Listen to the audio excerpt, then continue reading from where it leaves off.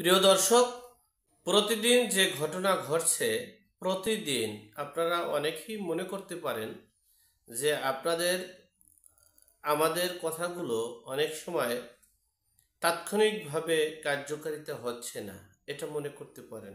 দেখেন, বাংলাদেশের যে অবস্থা এখন, প্রতিটা মুহূর্ত সিদ্ধান্ত চেঞ্জ হয়, প্রতিটা মুহূর্ত আপনার এক এক জায়গায় এক একটা কারিকুলামে আগাচ্ছে।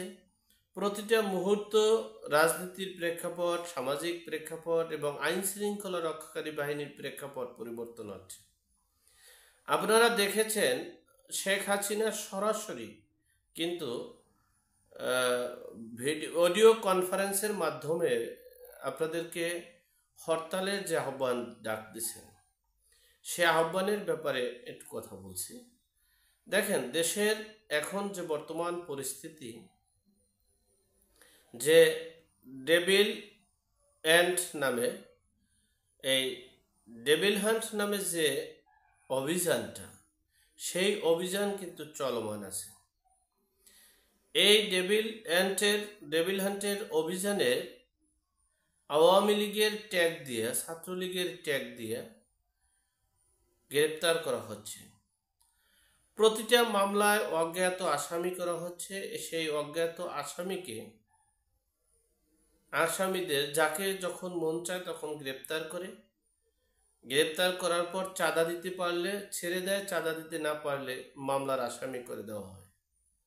যাই হোক, একটা চরম বিপর্যয়, মানে দেশের আইন শৃঙ্খলা বলতে নেই, বিচার ব্যবস্থা বলতে নেই। সেই মুহূর্তে শেখ হাসিনা এই হরতাল ডাক দিয়েছে। যদিও হরতালটা শেখ হাসিনা এই মুহূর্তে তার সিদ্ধান্ত অনুযায়ী কতটুকু কি করেছে সেটা তার ব্যক্তিগত ব্যাপার। তবে হরতালে মশাল মিছিল হয়েছে বিভিন্ন জায়গায়, ছড়ানো ছিটানো মশাল মিছিল এবং দেশের জনগণের প্রত্যাশার কথা মিছিলে এই গণহারে হত্যা যাতে না হয়, দেশের পুলিশদেরকে হত্যা করা হয়েছে তার বিচার করতে হবে। এরপরে মব জাস্টিস হচ্ছে, মব কিলিং হচ্ছে, এগুলো প্রতিবাদ। যাদের চাকরিতে অব্যাহতি দেওয়া হয়েছে, জোর করে চাকরি থেকে বরখাস্ত করা হয়েছে, তাদেরকে চাকরিতে ফিরিয়ে দেওয়া এবং বাংলাদেশ রক্ষার্থে সেনাবাহিনী, সেই শান্তি রক্ষা বাহিনী, সেনাবাহিনীদের বিরুদ্ধে মামলাগুলো প্রত্যাহার করা সহ বিভিন্ন দাবি দেওয়া নিয়ে হরতালের ডাক দিয়েছে। সে হরতালে কেবল তিনিই বলেছেন কেবল আমরা শুরু করেছি। যাই হোক, কতটুকু সফল হয়েছে দেশবাসী কম বেশি দেখতে পারছে। তবে আমি মনে করছি, যদি রাজনীতি করতে হয় এবং যদি বঙ্গবন্ধুর কন্যা হয়ে থাকে, শেখ মুজিবুর রহমানের কন্যা হয়ে থাকে, তাহলে বাইরে বসে এইভাবে বিচ্ছিন্নভাবে রাজনীতি না করে খুব শক্ত হাতে নিজেকে মানে সব দিক থেকে পারফেক্ট করে বাংলাদেশে চলে আসুন। বাংলাদেশে এসে এরপরে বাংলাদেশে যদি আপনি আসতে পারেন, যদি আসার চিন্তা থাকে, তাহলে 24 ঘন্টার ভিতরেই আপনার এই বাংলাদেশের চিত্র পরিবর্তন হয়ে যাবে। যাই হোক, সেই বিষয়ে আপনি বাহিরে বসে থেকে দেশের আইন শৃঙ্খলা রক্ষাকারী বাহিনীগুলো এখন বেপরোয়া হয়ে পড়েছে। সুতরাং এই সাধারণ জনগণ যারা এই শুধুমাত্র বঙ্গবন্ধুকে ভালোবাসে, দেশকে ভালোবাসে, 1971কে ভালোবাসে, দেশের মহান মুক্তিযোদ্ধাকে ভালোবেসে, তারা কিন্তু নির্যাতিত হচ্ছে। লুটপাটকারী, নৈরাজ্যকারী, সন্ত্রাসবাদী যারা ছিল তারা কিন্তু খুব ভালো আনন্দে আছে আর ভালোভাবে আছে, জীবনযাপন করছে। যাই হোক, কিন্তু সর্বদিক থেকে যে পরিস্থিতি, তার মধ্যে আওয়ামী লীগ মনে হচ্ছে হরতাল সফল হয়েছে। অপরদিকে দেখেন, সেই গাজীপুরের টঙ্গীতে বিএনপি এখন পর্যন্ত ক্ষমতায় আসতে পারেনি, নির্বাচন হয়নি।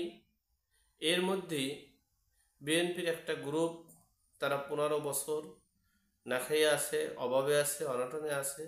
তারা দখলবাজি, নৈরাজ্য, চাঁদাবাজি, লুটপাট শুরু করছে।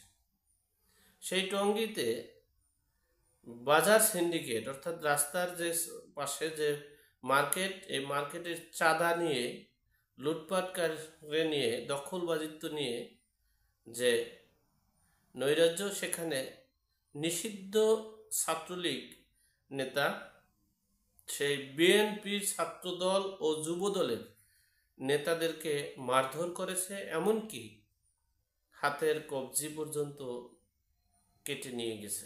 যাই হোক, বিষয়টা হচ্ছে, আমাদের কথা হচ্ছে, আমরা পিছনের সরকার তো খারাপ, অপকর্ম করেছে বিধেই তো তাদেরকে আপনারা সরিয়ে দিয়েছেন, কিন্তু তার চেয়ে যে 1000 গুণ যে বাংলাদেশে অপকর্ম হচ্ছে, সেটার দায়ভার কে নেবে? বিএনপি ক্ষমতায় আসতে পারেনি, তারপরে আমার বাংলাদেশের প্রত্যেকটা জেলা উপজেলা থেকে আমাকে মেসেজ দিয়ে থাকে যে এমন কোনো উপজেলা স্বাস্থ্য কমপ্লেক্স নাই যেটা বিএনপি দখল করেনি। স্বাস্থ্য কমপ্লেক্সের ঔষধ পায় না, খাবার ঠিকমতো পায় না, সব কিছু লুটপাট করা হচ্ছে। আর সেজন্যই তাদের চরম খেসারত দিতে হবে। যাই হোক, সর্বোপরি কথা হচ্ছে, বাংলাদেশের জনগণ আর এই দুঃশাসন চায় না। আমি আইন শৃঙ্খলা রক্ষাকারীর প্রতি একটু অনুরোধ করব, আপনারা প্রকৃত ডেভিল হান্টকে গ্রেপ্তার করুন। আপনাদের কোনো দল নাই, আপনাদের কোনো ব্যক্তি স্বার্থ নাই, আপনারা দেশের জন্য নিয়োগপ্রাপ্ত, দেশের কল্যাণের জন্য, দেশের জনগণের জন্য কাজ করবেন। সুতরাং আপনারা প্রকৃত ডেভিল হান্টকে গ্রেপ্তার করে দেশকে ডেভিল হান্ট মুক্ত করুন। সেই প্রত্যাশা রেখে আজকের মতো এখানেই শেষ করলাম। ভালো থাকবেন, সুস্থ থাকবেন। আসসালামু আলাইকুম।